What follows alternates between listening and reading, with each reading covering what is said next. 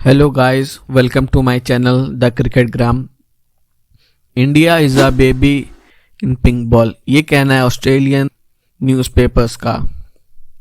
Adelaide में खेले गए सेकेंड टेस्ट जो डे नाइट था और पिंक बॉल से खेला गया, उसमें ऑस्ट्रेलिया ने तीनों दिन डोमिनेट किया और सीरीज को 1-1 से बराबर कर दिया। तो क्या रीज़न था कि टीम इंडिया पूरे मैच में कहीं भी अपर हैंड पे नहीं थी? तो टॉस हुआ डे 1 पर, जिसमें इंडिया ने टॉस जीतकर बैटिंग चुनी, जो कि टेस्ट मैच ज़्यादातर लोग यही करते हैं क्योंकि फोर्थ इनिंग में टेस्ट में चेस करना ज़्यादातर टीम नहीं चाहती। लेकिन जैसा कि मालूम था कि डे 1 पर ओवरकास्ट कंडीशन होंगी और डे 2-3 पर धूप खिली रहेगी। पिंक बॉल में धूप में बैटिंग करना आसान होता है, ओवरकास्ट में प्रॉब्लम होती है। तो शायद अगर इंडियन टीम बॉलिंग चुनती तो उनकी बैटिंग दिन में डे 2 पे धूप में आती, और इंडिया ने पहली बैटिंग चुनी। जब उन्होंने बैटिंग स्टार्ट की तो ओवरकास्ट में की तो कोलैप्स हुई, फिर सेकंड बैटिंग लाइट्स में की, वहां भी कोलैप्स हुई। बहरहाल टीम जब बैटिंग करने आई तो पहली बॉल पे जायसवाल को आउट कर दिया मिचेल स्टार्क ने। फिर राहुल की डिसेंट पार्टनरशिप हुई, लेकिन स्टार्क की पेस और स्विंग के सामने इंडियन बैटिंग ऑर्डर टिक नहीं पाया। हर बार जायसवाल और राहुल 200 की पार्टनरशिप नहीं करेंगे। इंडियन टीम का मिडिल ऑर्डर को भी पार्टनरशिप बिल्ड करनी होगी। फिर जहां टीम के 6 विकेट गिर गए तो रेड्डी जहां पर अच्छा खेल रहे थे, लेकिन उनका साथ किसी भी टेल एंडर ने नहीं दिया। अगर बात करें ऑस्ट्रेलियन टेल एंडर की, तो वो अगर उनके साथ बैट्समैन दूसरे एंड पर हैं तो वो आराम से 30-40 डिलीवरी डिफेंड कर लेते हैं और दूसरे एंड पर बैट्समैन रन मार देते हैं।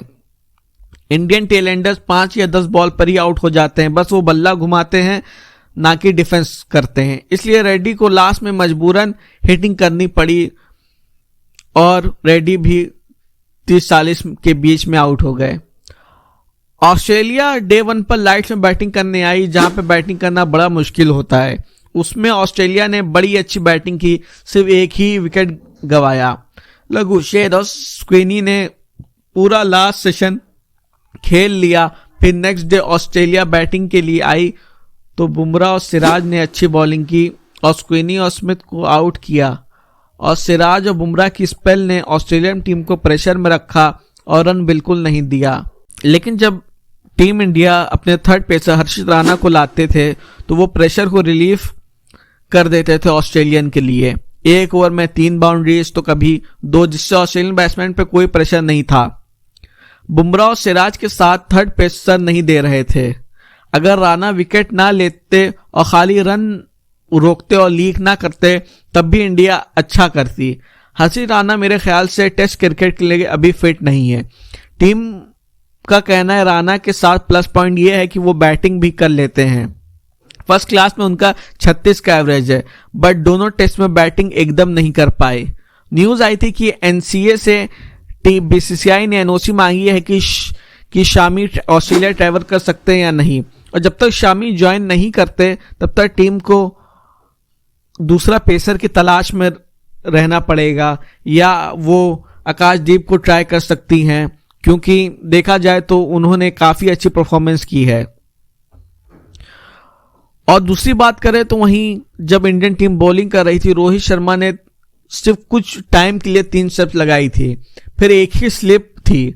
वहीं पिछले मैच में बुमराह ने एंड तक 2-3 स्लिप्स लगाई, तो इस वजह से बैट्समैन को इतना प्रेशर नहीं था स्लिप कैचेस का। बुमराह और सिराज ने 4-4 विकेट लिया और टीम इंडिया फिर से बैटिंग करने आई, और वो सेकेंड डे का लाइट का टाइम था, लास्ट सेशन था, और उस लास्ट सेशन में आधी टीम पवेलियन पहुंच गई। बहुत पुअर बैटिंग इंडियन टीम के द्वारा, और अगले दिन चौथी बॉल पर पंत आउट हो गए और 2 घंटे में इंडियन टेल एंडर्स आउट हो गए।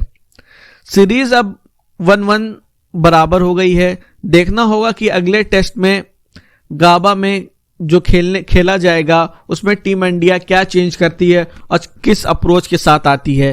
क्या रविंद्र जडेजा को जगह मिल सकती है, क्योंकि 2 मैचों में एक कोलैप्स पर्थ में हुआ था फर्स्ट डे 1 में, फर्स्ट इनिंग में, फिर दूसरा कोलैप्स पिंक बॉल में दोनों इनिंग्स में हुआ।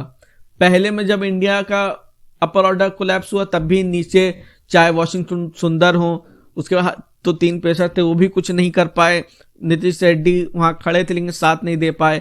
फिर उसके बाद पिंक बॉल के दोनों इनिंग्स में जहां पे बैटिंग ऑर्डर कोलैप्स हुआ वहां पे कोई भी ऐसा लोअर ऑर्डर में नहीं था जो अगर रेड्डी मार रहा है तो रेड्डी को सपोर्ट कर सके, कि रेड्डी के साथ एक खड़ा रहे। जैसे कि न्यूजीलैंड के टेस्ट में जडेजा ऋषभ पंत के साथ खड़े थे और जीत के करीब ले गए थे, लेकिन unfortunately Rishabh Pant bat PAT की वजह से आउट हो गए थे। तो इंडियन टीम को एक ऐसा लोअर ऑर्डर में चाहिए जो टीम को साथ दे, जो बैट्समैन को सपोर्ट करे, वो एक एंड पे अब डिफेंस करता रहे और बैट्समैन अगर फॉर्म में है वो रन बनाता रहे बाउंड्री से या डबल से, वो एक तरफ से डटा रहे। तो हो सकता है कि अगले टेस्ट में शायद जडेजा को जगह मिले, लेकिन कहना मुश्किल है। और इंडिया जो अभी से 2 पेसर्स के बदौलत ही बॉलिंग कर रही है, उनका बॉलिंग लाइनअप 2 पेसर के बाद खत्म है। स्पिनिंग पिचेस है नहीं कि स्पिन काम करेगी। मेलबर्न में स्पिन काम कर सकती है क्योंकि इस पर हल्की स्पिन होती है, तो हो सकता है अश्विन जडेजा दोनों खेलें। लेकिन इन पेस पिचों पे जहां पेस काम आएगी वहां पे जब तक तीसरा कोई पेसर इंडियन टीम को सपोर्ट नहीं करेगा, उनका साथ नहीं देगा, तो बॉलिंग 2 पेसरों से नहीं हो पाएगी। क्योंकि अगर जहां पर जैसे जब सिराज बुमराह और शामी बॉलिंग करते थे तो बुमराह और सिराज प्रेशर बनाते थे ऑस्ट्रेलियन टीम पे या किसी भी दूसरी टीम पे, चाहे वो जितने मैचेस हुए बनाते थे, फिर शमी विकेट लेते थे। कभी होता था वो बुमराह से बचने के लिए सिराज के हाथ आउट हो जाते थे, या सिराज और बुमराह से सोचते थे कि पावर प्ले निकाल दे तो शमी विकेट आके लेते थे। तो ये 3 जो पेसर्स फंसाते थे अब वो इंडियन टीम नहीं करने पा रही। तो अगर इंडिया को ये सीरीज जीतनी हो तो सबसे पहले अपनी बैटिंग को सुधारना होगा, दूसरा इंडियन टीम को अपना तीसरा पेसर किसी भी हाल में चाहिए। That is for today guys. अगर आपको ये वीडियो पसंद आया हो तो चैनल को लाइक करें, सब्सक्राइब करें और मिलते हैं नेक्स्ट वीडियो में। थैंक